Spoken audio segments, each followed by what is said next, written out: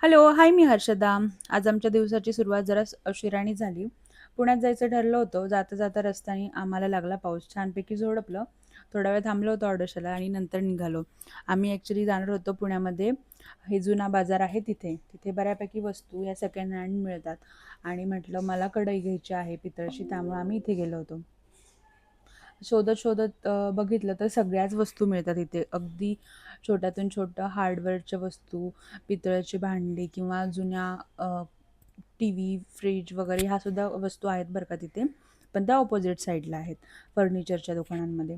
पण इकडच्या साईडला फक्त भांड्यांची दुकानं होती आणि इथे बऱ्यापैकी अँटिक वस्तू होत्या, ज्या की खूप जुन्या काळातल्या वगैरे आहेत. जसे की आपल्या बैलांच्या घुंगरू बघितल्या मी तिथे, आपल्या देवी-देवतांच्या मूर्ती पाहिल्या, वाद्य पाहिले वेगळे-वेगळे. हा बैलगाडा इतका सुंदर होता, जड होता, पण छान वाटत होता.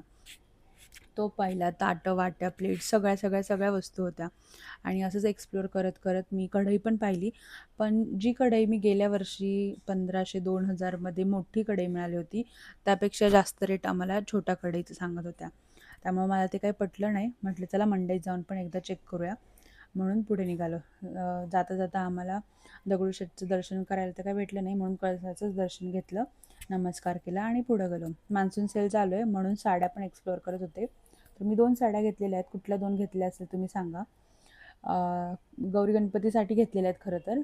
आणि मग 2 या साड्यांचं शॉपिंग करून नंतर आम्ही गेलो पोटोबा उरकायला.